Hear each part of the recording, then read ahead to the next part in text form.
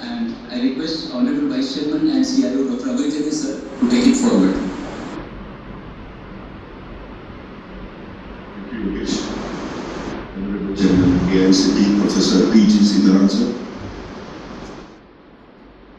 First, sir, I would really like to thank you for taking a very, very bold and proactive step of getting BBA BCA institutions under AICTE domain. And more importantly, during our internal meetings, you said that we have to handhold them, support them, rather than immediately trying to regulate. So we will be more of a people who will give push to the institution on how they can upgrade their quality, what kind of changes we can bring in, how we can help them upgrade their entire thought process, push innovation and entrepreneurship within our institutes, and then once they are have come to some extent standards, then we will go ahead and start regulating them. So sir, it was your very bold decision under your leadership to have BBA BCA institutions on as-is basis, and that has really helped in getting 6,000 institutions under our domain. Another important thing, sir, is that you push for innovation and entrepreneurship within our BBA BCA institutions, and that is the reason we are here today to actually talk to them in detail about what they should do at BBA BCA institutions and what AICTE and MIC, that is Ministry of Education Innovation Cell, is doing, and how they can actually benefit of some of the schemes and programs which we have launched over a period of time. So I will go with the presentation, sir. So let's start the presentation. Can you share the presentation, please?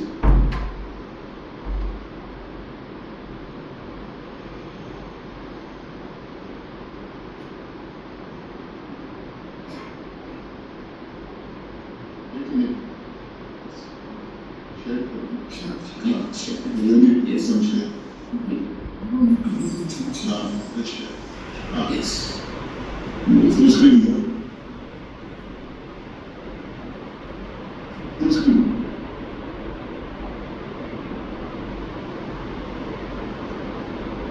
So sir, with MIC and AICTE, now we are actually planning to build world's biggest innovation academic platform. That is the way how Yogesh likes to put it. So actually I sometimes borrowed that term from him, and I would like to give credit for that term to him. And when we are looking at this entire innovation ecosystem, sir, we are working on 4 or 5 major initiatives. One, how we can promote and nurture problem-solving culture in our institutions. And if we have to do that, what kind of initiatives we need to do? And we have to build a sustainable innovation ecosystem. That is extremely critical, because it may happen that we do some initiatives, they follow some initiatives, but eventually if a sustainable innovation ecosystem is not established within the educational institutions, then it is not going to be of any help.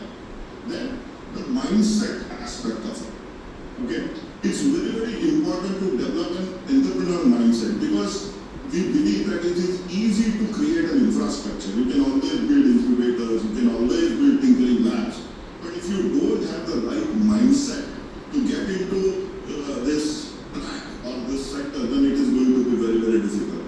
And that change we have to really work hard on this aspect, because since last 70-75 years, majority of the mindset or the primary mindset within the country is about going for service, for job. And then now we are asking youngsters to actually not go for jobs, but to create jobs. Then that change has to actually, it's not a very easy change, which is there. And then we have to have right kind of platforms and facilities for students, so that if they want to pursue innovation and entrepreneurship, then they can go forward, so that they can commercialize their products, they can take it to the market and ecosystem has to be there. So we are working on all these 4 aspects. Next slide, please.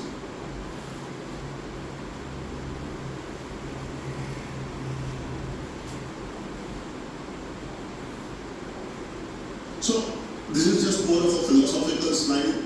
I will not dive into too much of detail, but it is simple. First you encourage, then you enable, then you engage with them. More interestingly, it should be engage first, and then enable, and then empower. Okay. So this is the philosophy which we should follow. Next slide, please. Yes, slides are not moving. Okay. So now, when we look at who are the stakeholders for our entire initiative, so we primarily have 4 stakeholders for our initiative. One are HEIs, means higher educational institutions, our engineering colleges, our BBA, BCA colleges, and so on and so forth. So as institutions, they are stakeholders. The second stakeholders are the faculty members and teachers, who are actually teaching, working in that institution. Then the first is institution or management of the institution. The second is the faculty, which is actually engaging. The third are students, which are also very another important stakeholders. And even now, we are moving out or branching further, engaging schools also. Because schools are the feelers for our HEIs. If we don't have right kind of programs at school level, we will not able to achieve the goals or the results which we are expecting in higher education institutes. Because if schools completely are still focusing on rote learning, and when they come to higher education institutions, the students come to higher education, and then we suddenly tell them that now think out the box, innovate, it's really not going to be possible. So we are now started focusing on schools. And if you really look at the programs which MIC is doing, you will see very specific programs which are addressing each of the stakeholders. Next slide, please. So the first important initiative for which we are here today is IIC's Institutional Innovation Council.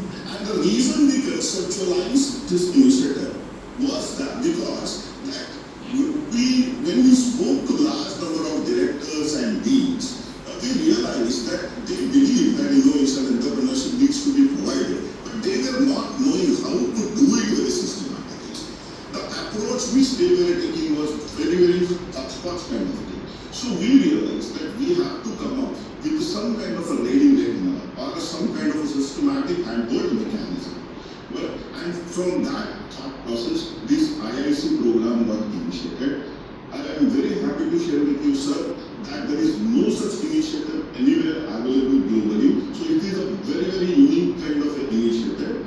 We started this initiative in 2018, where we had around 700-800 institutions part of it.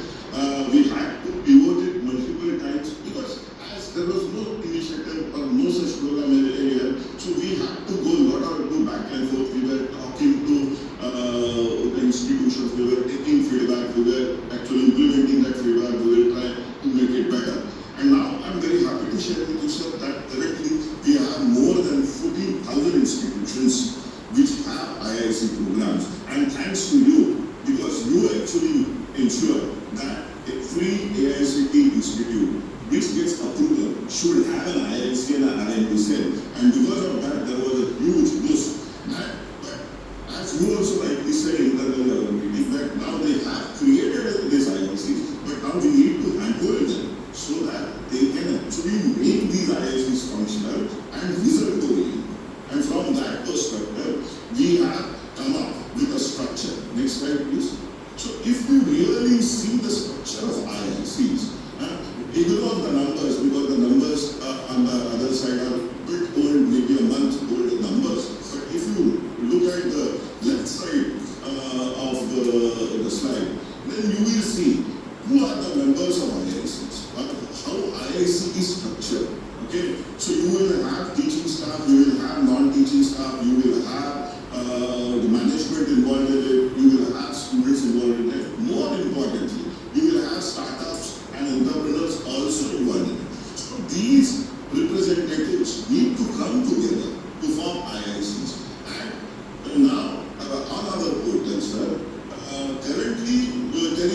one ICMA, which where they say that we have formed the IC and they have to give names of who are the conveners and those kind of things they have appointed. So this is just the starting point. Now once this IIC gets formed, then the actual business starts or actual journey starts. So I would like to show how others are doing on this IIC, what other institutions need to do to actually come up to that benchmark. So let's go to this IIC Impact website. I will just get out of the presentation. I will show you the website, the live website which is there.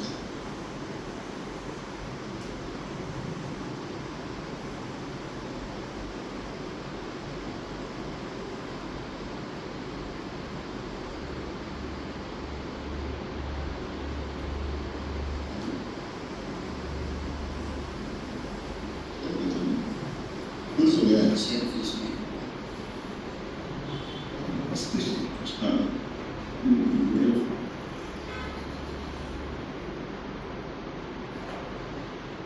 is the share button? It's there. Below it. It has come.